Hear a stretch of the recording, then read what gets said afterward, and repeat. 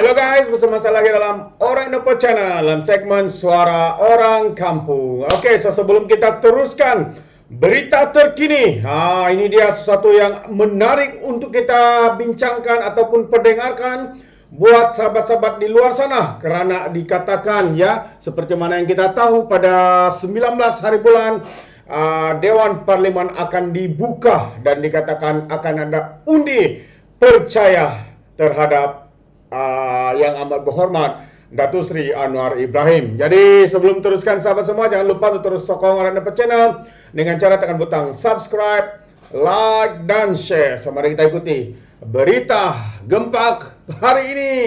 Ini dia undi percaya meterai perjanjian. Itu dia sahabat-sahabat semua apa yang saya ingin kongsikan pada petang hari ini.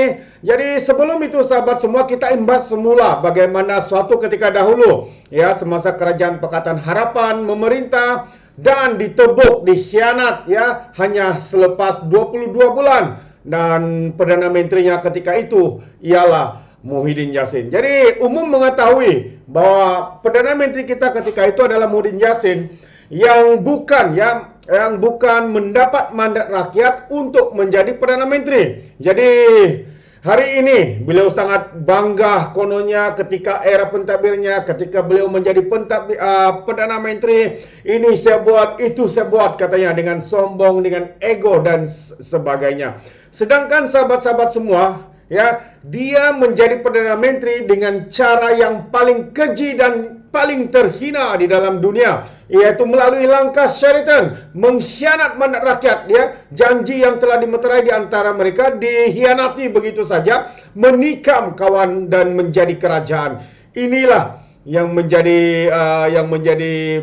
persoalan ya dengan kepada bekas Perdana Menteri ini. Dan satu perkara lagi adalah beliau sangat takut dengan undi percaya, sahabat-sahabat semua ya. Takut dengan undi percaya, dan apa yang berlaku sehingga kan beliau mengisytiharkan darurat untuk mempertahankan jawatannya sebagai Perdana Menteri. Kalau kita tahu pada ketika itu ya, beliau sudah tidak memiliki majoriti ya, apabila ramai yang sudah keluar menarik sokongan dan sebagainya, akhirnya darurat diisytiharkan. Berbeza pula dengan yang amat berhormat Datuk Seri Anwar Ibrahim menjadi Perdana Menteri ya, kerana ya, Pakatan Harapan adalah sebuah parti dominan yang mendapat kerusi yang terbanyak. Kerana itu ya, Datuk Seri Anwar atas syur oleh Raja-Raja Melayu dilantik menjadi Perdana Menteri.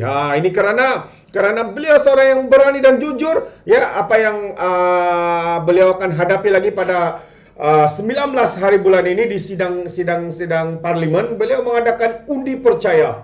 Ini ya, barulah kita tahu bahwa beliau mempunyai keberanian, mempunyai keyakinan, tidak seperti bekas Perdana Menteri Kerajaan Perikatan Nasional yang hanya kononnya dia menjadi Perdana Menteri yang terbaik katanya, tapi rakyat menilai bahwa mereka adalah sebuah kerajaan yang gagal dan sebagainya, sahabat-sahabat semua. Jadi dengan itu hari ini kita mendengar satu perkabaran yang baik ya, satu perkabaran baik daripada Datuk Seri Anwar Ibrahim sendiri ya, apabila timbalan Perdana Menteri ya, timbalan Perdana Menteri kedua memberikan satu kenyataan media, katanya parti sokong Anwar meterai perjanjian untuk menyokong Datuk Seri Anwar Ibrahim. Jadi saya ingin membacakan petikan ini, kenyataan ini, yang mana katanya meterai perjanjian itu akan dilakukan ya pada hari esok. Jadi kalau kita lihat kenyataan daripada timbalan Perdana Menteri ini, katanya parti-parti politik yang menyokong kerajaan ya, yang diterajui oleh Perdana Menteri Anwar Ibrahim akan memeterai perjanjian berkaitan kerjasama itu, katanya. Ya, ini adalah kenyataan terkini daripada timbalan Perdana Menteri Fadillah Yusof.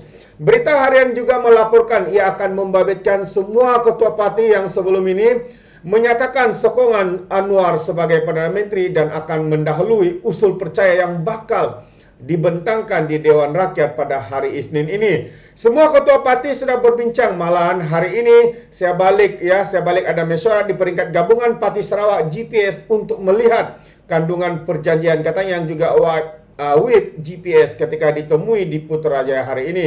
Portal itu juga memetik Presiden Warisan Muhammad Syafiq Abdal sebagai berkata dia akan hadir pada majlis itu. Dia akan mengadakan perjumpaan pada Jumat ini untuk menandatangani perjanjian antara Pakatan Harapan dengan parti-parti lain yang akan hadir ketika itu. Ini adalah keutamaan kita. Kurangkan berpolitik. Yang penting kepada kita adalah membawa perkara-perkara sewajarnya di landasan yang sepatutnya, katanya. Jadi ini adalah satu satu kenyataan yang terbaik yang dinantikan oleh seluruh rakyat Malaysia.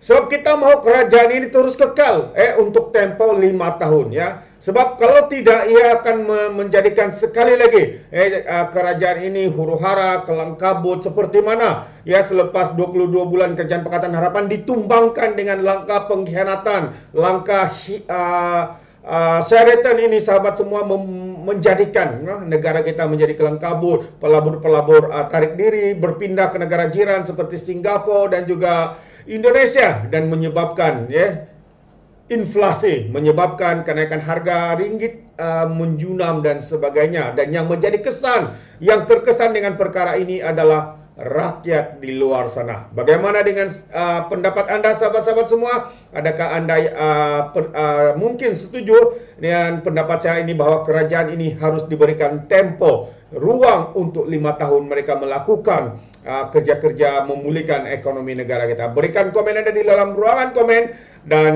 satu lagi info yang saya ingin kongsikan hari ini adalah berkaitan dengan perlantikan peguam negara yang baru. Itu dia. Seperti mana yang kita tahu, sahabat-sahabat semua, peguam negara yang ada pada hari ini adalah atas lantikan dalam Kerajaan Perikatan Nasional. Jadi kita mau semua dalam mungkin peguam negara, speaker Dewan Rakyat, dan mungkin juga ketua polis harus seirama dengan kerajaan perpaduan yang ada pada hari ini. Jadi dikatakan Perdana Menteri sedang mempertimbangkan 3 calon sebagai peguam negara ataupun AG. Itu singkatan. Jadi izinkan saya untuk membaca ketikan ini dalam masa yang singkat ini. Katanya Perdana Menteri Perdana Menteri Anwar Ibrahim sedang mempertimbangkan untuk 3 calon jawatan peguam negara. Menurut Akhbar Desta, ketiga-tiga calon kesemua hakim. Ketiga-tiga calon itu kesemuanya hakim, ialah Ahmad Fairuz Zainal Abidin, Kamaluddin Muhammad Said, dan Wan Ahmad Farid Wan Saleh.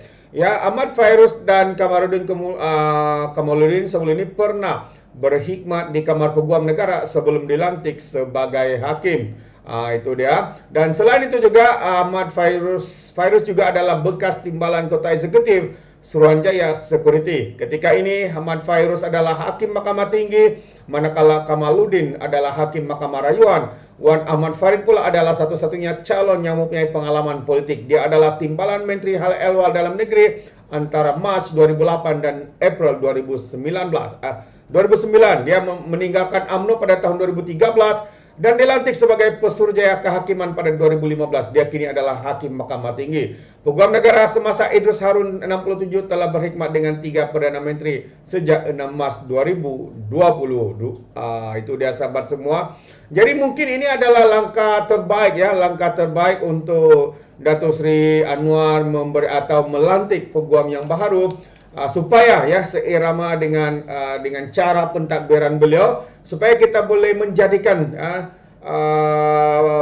peguam individu yang dilantik sebagai peguam negara ini harus memiliki kredibiliti yang lebih tinggi, kredibiliti yang jujur, ikhlas begitu untuk membantu negara dalam hal perundangan, sahabat-sahabat semua. Jadi ini adalah berita baik, dan saya juga bersetuju kiranya peguam negara yang ada pada hari ini diganti kepada peguam negara yang baru. Jadi sahabat-sahabat semua, terima kasih sekali lagi saya ucapkan karena bersama dengan Orang Info Channel dan sentiasa memberikan sokongan padu kepada channel ini. Jadi izinkan saya untuk mengundurkan diri, dan seperti biasa peribahasa mengatakan tapapun kangkap 2 ton keinginan.